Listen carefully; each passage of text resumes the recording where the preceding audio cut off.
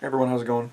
I hope you're all doing well, and I know it's been a couple days, well, closer to a week, that I haven't posted a video, and it's more because I've just been thinking about what I want to do with this channel, and so when I started off this channel, I really had the idea of focusing on three major sports of NBA, MLB, and the NHL, and I realized that it was spreading myself a little too thin, and it was very difficult to keep up because from a fan's perspective, it was like before I had a channel, it was easy to just pay attention and absorb the information, but having to put it in your own words and do all that is very difficult, especially for three sports. So what I've decided to do is I'm going to make this mainly a hockey channel, and that's because it's the thing that I have the most knowledge of. So, and not to say that I couldn't gain the exact same amount of knowledge in basketball or baseball in the coming years, but I think if this is going to be successful, I need to go with what I know the best and try to thrive with that. So this is mainly going to be about the Toronto Maple Leafs, and in the same respect with the Toronto Blue Jays, it will be more or less just touching on them, maybe talking about the scores of the games, but the main focus of the channel is going to be with the Leafs.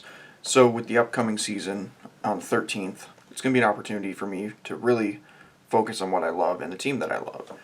And I think that's where I need to start, because when you look at any sports writer or any sports anyone, they don't do multi-sports for the most part. So, and I kind of look at it in a way of like, you don't see Ray Ferraro and you don't see any of the writers for Sportsnet or TSN doing multiple sports. They are either a sports or a hockey, basketball, baseball, etc. That they specialize in one. So, kind of had conversation with some people and decided that this is what I'm going to do. So, going on from that doesn't mean I won't talk about hockey. The reason I didn't really cover the World Juniors is because I was really debating on what, if that fell into what I wanted to talk about, and it turns out yes it does. But also was just busy the last few days and I didn't really have time to cover the semifinals, but I will be covering what's going to be going on in training camp for the Toronto Maple Leafs and also last night's result of the World Juniors. So let's just talk about the World Juniors first. So Canada loses 2-0 to the United States in the gold medal round, and it was their first test. It was truly Canada's first test because they're coming in with some insane stats. Even with Devin Levi,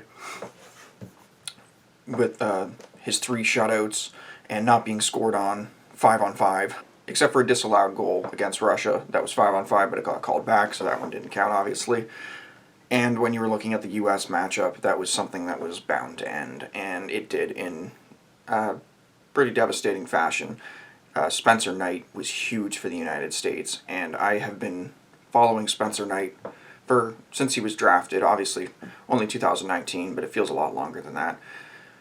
Been following him because I think the Florida Panthers really have a good goalie in him, and I think everyone was really focusing on Yaroslav Askarov on the Russian team, kind of as the main goaltender in this tournament to watch out for.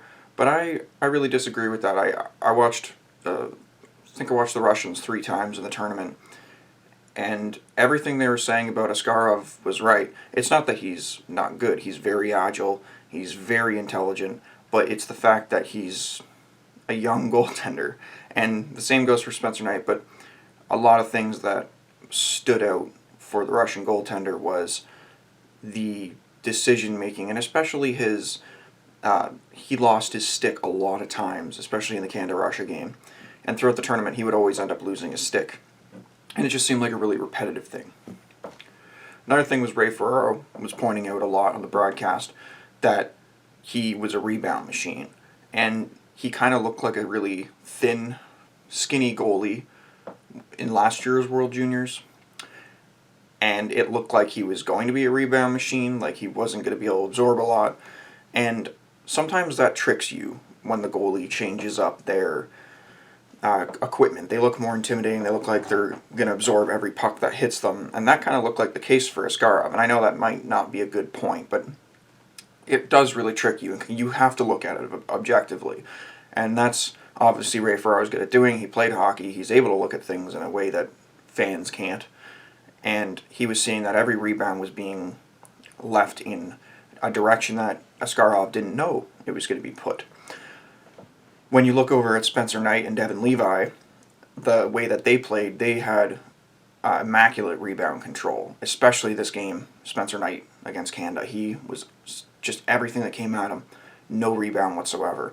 And that's what you're looking for, especially those high ones off the chest that are very difficult to know which direction it's going to go into, and that's up to the goalie, whether they're going to absorb that as a shot or whether they're going to purposely direct it into a different direction. And that's kind of the thing you see with a lot of goalies is they don't have that skill set. And even goalies, like one that comes to mind is James Reimer. He was a rebound machine, and he never knew which way the puck was going after it hit him. And it seemed like whatever part of his body it would hit him on, he didn't really have a clue of where it was going to land. And it was very evident as to him having his head pointed one way and kind of frozen, meanwhile the puck's trickling behind him or something like that. So my point is that Askarov has work to do, and it seems like he might have a lot more work to do than Spencer Knight. I could see Spencer Knight finishing up his time with the U.S. college system and eventually moving on to the AHL. And I can definitely see him kind of being like a Carter Hart, where he just hops in way faster than anyone anticipates. But Askarov, I think, is going to be a little bit longer, and especially with having that contract in Russia, things can be a little dicey. So with the World Juniors, if I was just to look at the gold medal game, who I was extremely impressed with, I think every single game I was impressed with Bowen Byram.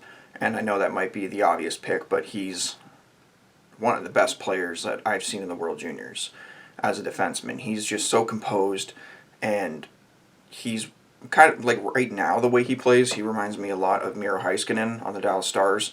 Just carry the puck if he sees a lane and is able to shut down everything. And I was going to pick Jamie Drysdale early on in the tournament, but I think it was more just he was having heavy minutes, and he was playing against obviously weaker teams, so it made him look a little better. But in the gold medal game, he just kind of disappeared, aside from him, again, logging big minutes. Kind of reminds me of, if I had to pick by looking at his game, what I think his floor can be versus his ceiling, the way he plays is very much like Jake Gardiner, and the way that he plays is also a lot like Alex Pietrangelo. Very big difference there in quality. You're either going to get a top 4 defenseman or you can get your franchise defenseman. But, again, I'm not a scout. I'm just looking at a couple games. I didn't watch all Erie Otters games or anything to watch Drysdale last year, but he is very impressive, and hopefully Anaheim develops him properly, which I trust they do. They've done a great job with defensemen. And he's going to be a big part to their future.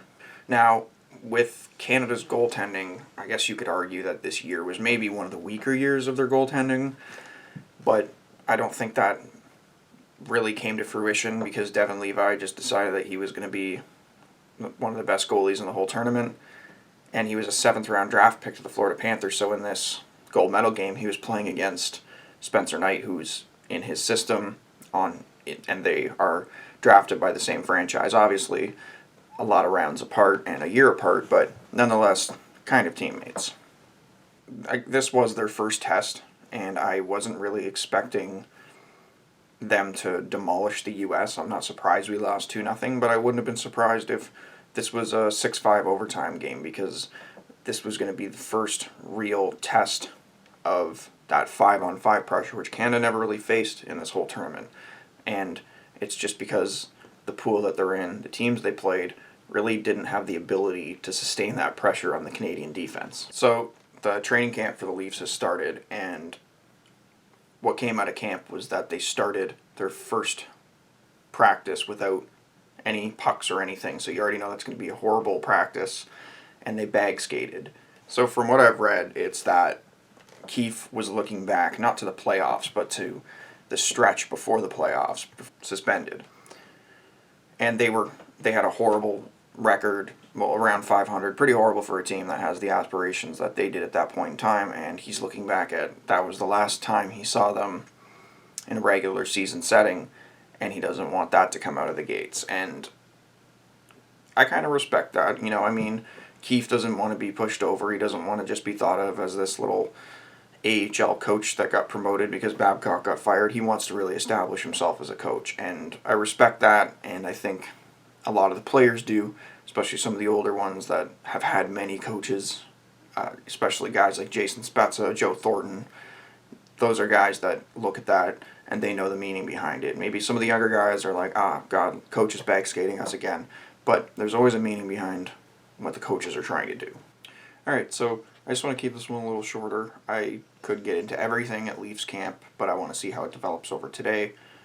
And yeah, so like I said in the beginning, this is going to be shifting over to more of a hockey-based channel, just because, again, I don't have a lot of experience in this, and I really want to start off on the right foot, and I will still talk about other sports from time to time. I won't completely ignore them, but it's just I want to do what's best for me and what's best for me to succeed with this channel.